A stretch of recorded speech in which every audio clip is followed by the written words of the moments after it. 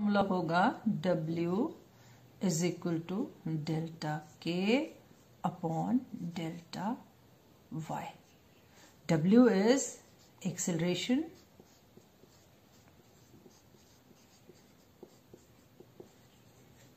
delta K is change in investment,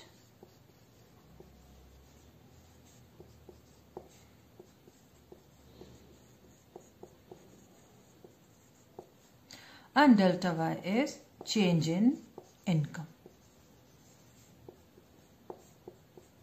When there will be change in income, there will be change in output, there will change in demand, and change in demand brings change in investment, or K means capital or investment, and the ratio between delta K and delta Y will be acceleration. Acceleration के principal को हम एक table के help से भी समझेंगे, और table हमारा दो एजम्पशंस पे बेस्ड होगा.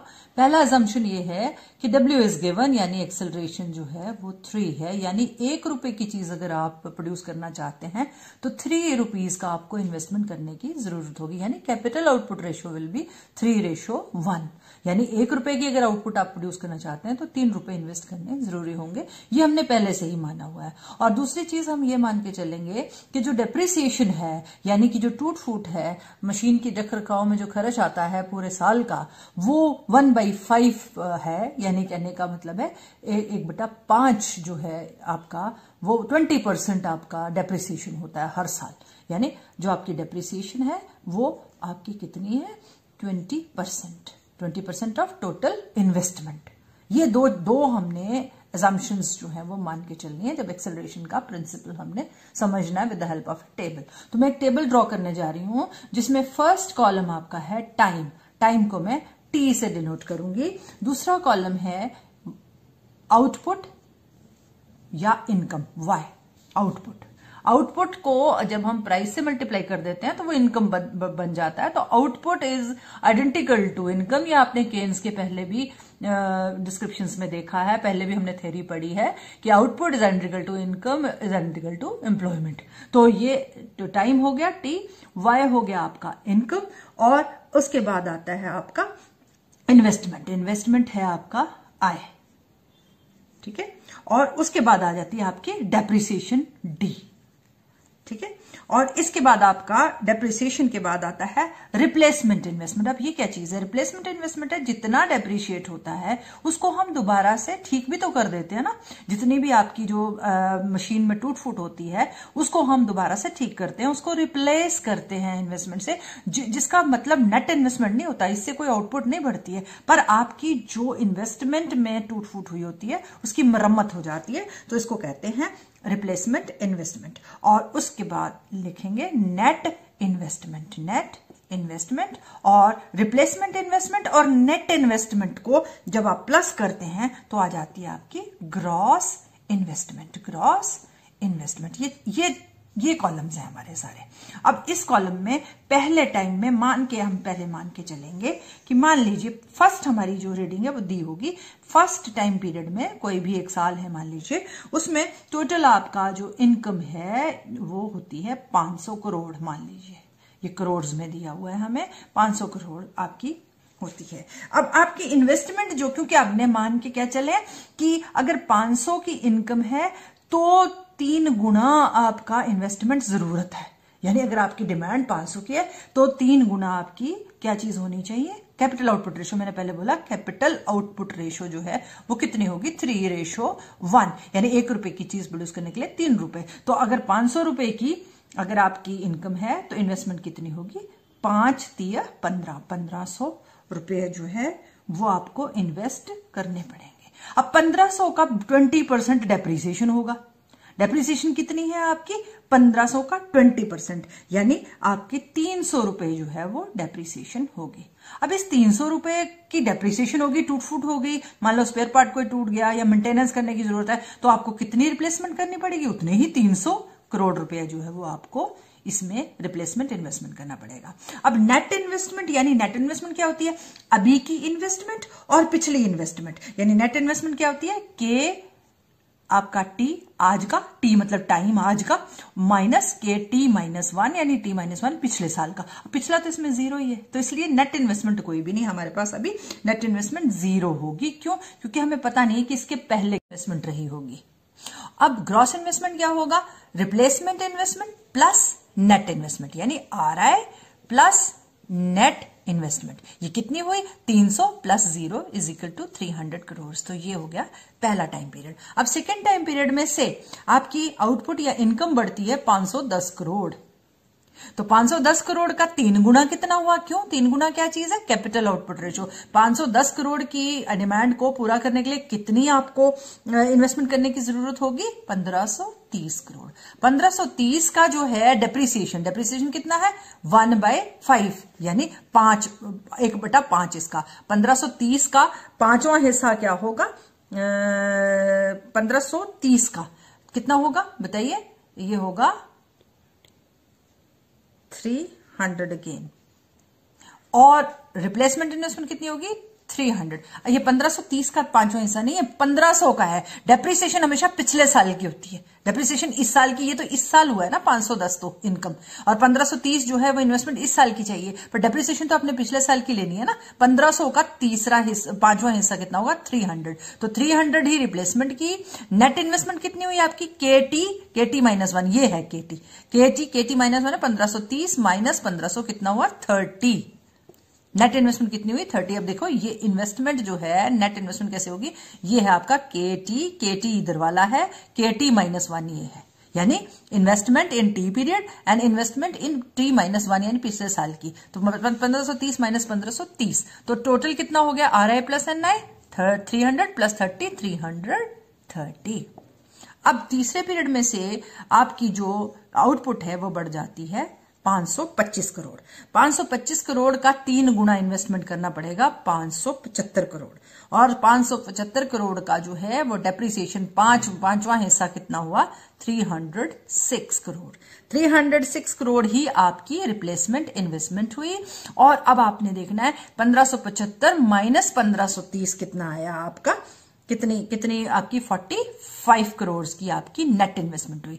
टोटल आपने इसको जमा किया तो ये कितना आ गया? 506 plus 45 is equal to 351 crore, यानी ये ग्रॉस इन्वेस्टमेंट आई। अब मान लीजिए हम सब मान रहे हैं, ऐसा कुछ नहीं है कि जो इसमें सब माना हुआ है कि पहले 500 करोड़ की आउटपुट हुई, फिर 510 की हुई, फिर 525 की हुई, अब से ये हो जाती है 550 करोड़ की, और मल्टीप्लाइड बाई 3 का मतलब क्या हुआ? कैपिटल आउटपुट रेशो 3, मतलब इन्वेस्टमेंट कितनी जरूरत है हमें? 1650।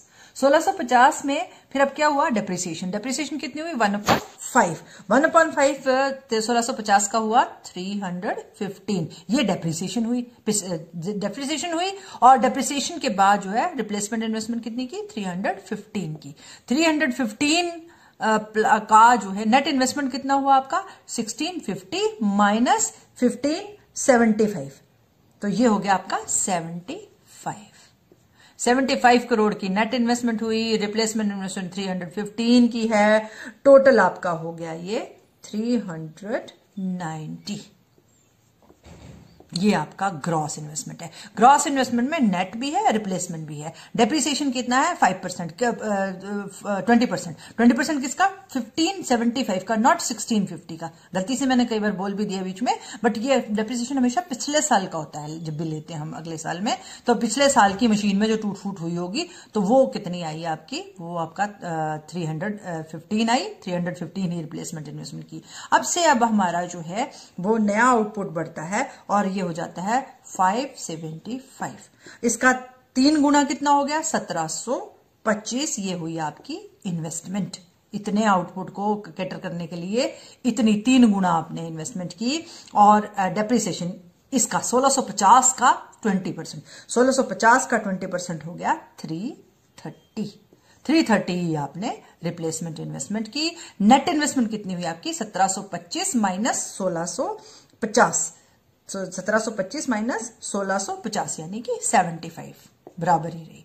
अब ग्रॉस कितनी हो गई? 330 प्लस 75, ये कितना हो गया? 405 करोड़। ठीक है जी। इसके बाद जो है सपोज ये सेम ही रहती है, अब ये हमने देखना कि अगर सेम रहे तो क्या होता है। सेम ही रहती है तो ये आपका ये भी सेम ही रहेगा, ठीक है। ये सेम रहेगा तो इसका जो 20% है 1725 का, ये चेंज हो जाएगा ना, 1725 का ये चेंज हो जाएगा, तो ये होगा 345 ही आपका रिप्लेसमेंट इन्वेस्टमेंट है। नेट इन्वेस्टमेंट आपकी कितनी रही? 0। कैसे? 1725 माइनस 1725। अब आपकी ग्रॉस इन्वेस्टमेंट कितनी रही? 345। अब यहां देख रहे हैं आप, यहां बढ़ती चली गई ग्रॉस इन्वेस्टमेंट, यहां कम हो गई। अब नेक्स्ट में फिर कम होगी। ऐसा हो जाता है ना, अगर आपका जो है आउटपुट आपका सेम रहे और आउटपुट आपका कम हो जाए, डिमांड आपकी कम हो जाए, तो ये भी कम हो जाएगा। मान लीजिए ये हो जाती है 560, आउटपुट रिड्यूस हो जाती है। अब डिमांड कम होगी, इसका 3 गुना भी कम हो जाएगा, यानी इन्वेस्टमेंट भी कम हो जाएगा 1680। और इसका लेना है आपने 1725, क्योंकि आपने मान के चले आप कि जो आपका डेप्रिसिएशन है वो 20% है।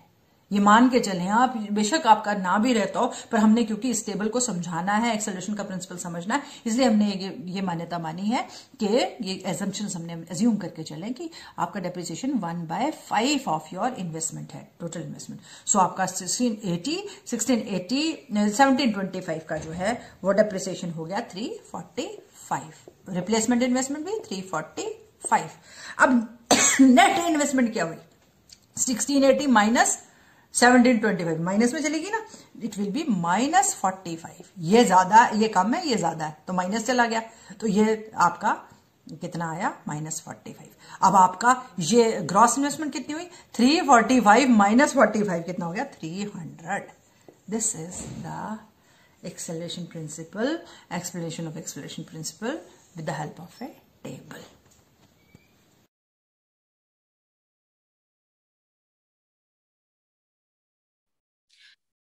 हमने इस टेबल से देखा कि जो एक्सेलरेशन है वो कैसे काम करता है, और एक्सेलरेशन किस पे डिपेंड करता है?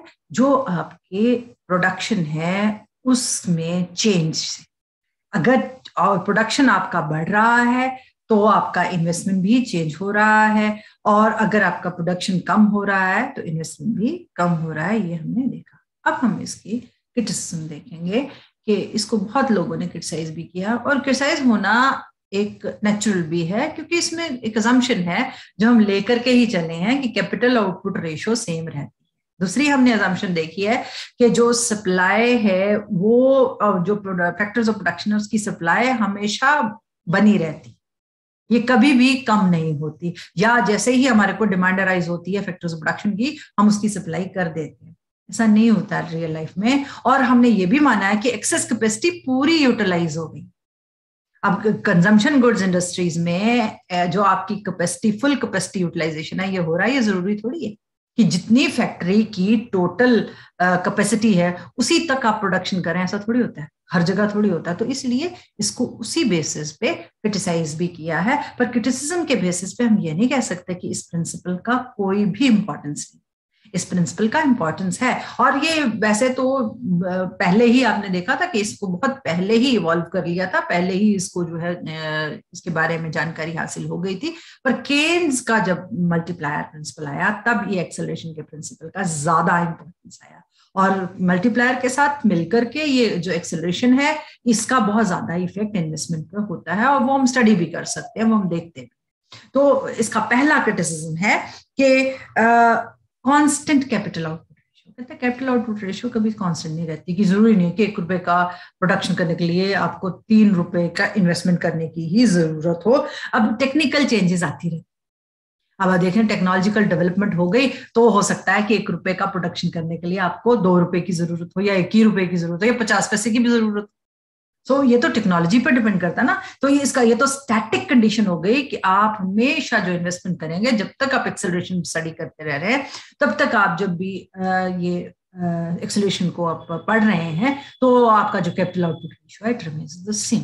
तो ऐसा नहीं है, परिवर्तन होता रहता है, परिवर्तन संसार का नियम है। तो परिवर्तन होगा तो नेचुरली टेक्नोलॉजी में परिवर्तन आएगा, टेक्नोलॉजी एडवांस होगी तो फिर ये कैपिटल आउटपुट रेशियो चेंज हो सकती है, और फिर एक्सेलरेशन का जो हमने टेबल बनाया था वो थोड़ा सा गड़बड़ हो सकता है। दूसरी चीज है कि ये इम्प्रैक्टिकल है, इम्प्रैक्टिकल भी है ही है जब आप ये कह रहे हो कि एक्सेस कैपेसिटी का फुल यूटिलाइजेशन हो गया। कभी भी कोई भी फैक्ट्री फुल यूटिलाइजेशन, बहुत कम फैक्ट्रीज होती होंगी, बहुत कम कंपनीज होती होंगी, बहुत कम इंडस्ट्रीज होती होंगी कि जो अपने कैपेसिटी का फुल यूटिलाइजेशन करते हैं। फुल यूटिलाइजेशन जो है वो नहीं भी होता है, कम भी होता है, और कई बार जो है वो बहुत सारा ज्यादा भी आपको जरूरत पड़ती है। जब तो ज्यादा जरूरत पड़ती है तब तो ये एक्सेलरेशन का प्रिंसिपल अप्लाई करेगा, पर जब आपकी excess capacity is lying waste, तब आप इस प्रिंसिपल को नहीं स्टडी कर सकते, नया इन्वेस्टमेंट जो है वो नहीं दिखा पाएंगे आप। तीसरी चीज है इनएक्यूरेट है। इनएक्यूरेट का मतलब ये है कि कई बार क्या होता है कि जो इंडस्ट्रियलिस्ट हैं वो चीज मार्केट में चीज सस्ती है तो रॉ मटेरियल वो ज्यादा भी खरीद लेते हैं, मशीन्स भी वो कई बार खरीद लेते हैं, या टूल्स अपने ज्यादा खरीद लेते हैं कि चलो भविष्य में काम आ जाए। फिर जब उनकी डिमांड राइज होती है, यानी आउटपुट इंक्रीज होता है या इनकम इंक्रीज होती है, तो उनको नया इन्वेस्टमेंट करने की जरूरत ही नहीं पड़ती। तो इसलिए भी इनएक्यूरेट हो जाता है कि अगर वो स्टॉक करके रख रहे हैं कैपिटल गुड का, तो फिर नया कैपिटल तो इन्वेस्ट होगा ही नहीं, या नई इन्वेस्टमेंट तो होगी ही नहीं, जब भी there will be change in output, there will be change in production, या there will be change in demand in the market. तो कहते हैं ये एक सबसे बड़ी बात है। और दूसरी बात हम ये भी कहते हैं, नेक्स्ट इसकी जो एक क्रिटिसिज्म है वो ये है कि जो फैक्टर्स ऑफ प्रोडक्शन है वो उनकी इनइलास्टिक सप्लाई भी, ये थोड़ी ना कि फैक्टर ऑफ प्रोडक्शन जो है वो अबंडेंट है मार्केट में। तो ये तो मान के चलता है कि जैसे ही आउटपुट इंक्रीज होगी, डिमांड में इंक्रीज होगी, बिल्कुल इंस्टेंटली जो है वो इन्वेस्टमेंट बढ़ जाएगी। जैसे मैंने आपको बोला था 3:1 के उससे ₹1 की डिमांड हुई तो ₹3 का इन्वेस्टमेंट हो गया। इन्वेस्टमेंट तो तब होगा अगर फैक्टर्स ऑफ प्रोडक्शन अवेलेबल होंगे मार्केट में, अगर अवेलेबल ही नहीं होंगे तो फिर कैसे होगा? तब ये एक्सेलरेशन का प्रिंसिपल जो है वो थोड़ा सा क्रैश हो जाएगा। इसके बाद जो इन्वेस्टर्स है उनके प्रैक्टिकल बिहेवियर को तो स्टडी कर ही नहीं रहा एक्सेलरेशन। कैसे नहीं कर रहा है कि ये ऐसे थोड़ी होता है कि जैसे ही डिमांड आई और वो मैकेनिकल वे से इन्वेस्टर्स आए और फटाफट से उन्होंने इन्वेस्टमेंट कर दी। ये कोई मुख्य मशीन थोड़ी है, रोबो थोड़ी है कि एकदम से जैसे ही डिमांड आती है मार्केट में तो इन्वेस्टर चल पड़ते हैं इन्वेस्ट करने के लिए। चलो जी भाई, ₹1 की डिमांड बढ़ी है, ₹3 का जो इन्वेस्टमेंट हमने करना है, 1 करोड़ की बढ़ी है, 3 करोड़ हमने इन्वेस्ट करना। नहीं, इन्वेस्टर्स की मेंटालिटी को भी तो कोई चीज गाइड करती होगी कि नहीं करती होगी। अब आप ये देखिए, तो अनरियलिस्टिक असम्पशन हो गई कि भी मैकेनिकल वे से जो है वो एकदम से, तो कहता है इन्वेस्टर्स का माइंडसेट जो है वो बिजनेस ट्रेंड्स, बहुत सारी और चीजें, एक्सपेक्टेशंस आप पढ़ते हैं, long term short term expectations, cycles पढ़ते हैं आप, तो वो सारी चीजें जो है वो गाइड करती हैं इसको, ये मैकेनिकल वे से इन्वेस्टमेंट नहीं होती। और एक ये सिंपल ट्रोइज्म है, कोई ज्यादा इसमें बताया नहीं है। एक्सेलरेशन तो पहले से बता दिया उसने कि कैपिटल आउटपुट रेशियो 3:1 है। तो एक्सेलरेशन डिसाइड कैसे होता है, कैसे डिटरमिन होता है? It has not been discussed in this principle. तो it is a simple truism कि जी डिमांड बढ़ी तो इन्वेस्टमेंट हो गया। कहते हैं इसमें कोई नई चीज भी क्या है? कोई नई चीज नहीं है। और इसके बाद इसका लिमिटेड जो है वो यूज होता है जब आपकी डिमांड गिरती है, तब एक्सेलरेशन जो है वो फेल हो जाता है। एक्सेलरेशन प्रिंसिपल जो है वो डिमांड गिरने पे, यानी कि जो लोएस्ट पॉइंट है ना ट्रेड साइकिल का, जो पेसिमिज्म आ जाता है या आपका डिप्रेशन आता है, उसको नहीं समझा पाता, इसका टर्निंग पॉइंट्स को डिस्कस नहीं कर पाता है कि टर्निंग पॉइंट कैसे आएगा लोएस्ट पॉइंट से, फिर आप रिकवरी कैसे। It has got a limited use. तो ये इसकी क्रिटिसिज्म्स हैं, पर on the basis of its criticism हम ये नहीं कह सकते कि एक्सेलरेशन का प्रिंसिपल जो है वो यूजलेस है। जो इन्वेस्टमेंट में बहुत तेजी आती है या इन्वेस्टमेंट में रैपिड चेंजेस आते हैं, उसको ये डिस्कस करता है कि कैसे हो रहा है, उतार चढ़ाव क्यों आ रहा है, नेट इन्वेस्टमेंट क्यों बढ़ रहा है, क्यों घट रहा है, ये तो एक्सेलरेशन ही बताता ना, तो इंपॉर्टेंस इसकी है। और दूसरी चीज कि ये फ्री मार्केट इकोनॉमी को एक्सप्लेन करता है कि अगर फ्री मार्केट इकोनॉमी है तो वो किस तरह से फ्लक्चुएशंस आएंगी। वो फ्लक्चुएशंस इसलिए आएंगी कि जैसे जैसे डिमांड में चेंजेस आए, और ट्रेड साइकिल्स को भी जो है वो उसके चेंजेस में भी ये थोड़ा सा इंपॉर्टेंट है। ये केन्स ने ही बताया ये कि एक्सेलरेशन जो है वो भी इंपॉर्टेंट है रॉबर्टसन कहता है कि ट्रेड साइकिल में जितनी भी एनालिसिस है, जितना ट्रेड साइकिल का एनालिसिस है, with the help of acceleration आसान हो जाता है। वो बताता है कि नेट इन्वेस्टमेंट में change due to change in consumption level होता है, इसलिए भी ये इंपॉर्टेंट है। और डेवलपमेंट की थ्योरी का बेसिस एक्सेलरेशन है, ये भी एक प्रोफेसर हैरोड ने इसको बताया था कि प्रोफेसर हैरोड के अकॉर्डिंग कि अगर स्टडी रेट ऑफ ग्रोथ अगर आपने अचीव करनी है तो एक्सेलरेशन की हेल्प से ही हम कर सकते हैं कि कैपिटल आउटपुट रेशियो आपका स्टेबल रहे, और जैसे जैसे डिमांड बढ़े वैसे वैसे कैपिटल में चेंज आए, यानी change in K means change in investment. तो on the basis of this we can say कि एक्सेलरेशन जो है वो इम्पॉर्टेंट भी है, पर इसमें बहुत सारे फ्लॉज भी हैं। ऑब्वियसली जब हम ये एक ह्यूमन रिलेटेड चीज है, सोशल साइंस से रिलेटेड चीज है, कोई लेबोरेटरी वाली चीज तो है नहीं कि बिल्कुल चीज फिक्स रखें, हम टेम्परेचर फिक्स रखें या हम प्रेशर फिक्स रखें, ऐसा करके हम कोई बहुत सॉलिड रिजल्ट्स नहीं आते हैं। हाँ, फ्लॉज होते हैं, but on an average acceleration का इंपॉर्टेंस है, और विद मल्टीप्लायर ये बहुत ज्यादा इफेक्ट उसमें लाता है। मल्टीप्लायर क्या है? Change in income due to change in investment, और ये क्या है? Change in investment due to change in income. उल्टा है ना, तो दोनों आपस में एक दूसरे के पूरक हैं, दोनों साथ काम करते हैं, तो सुपर मल्टीप्लायर का नाम इनको दिया जाता है।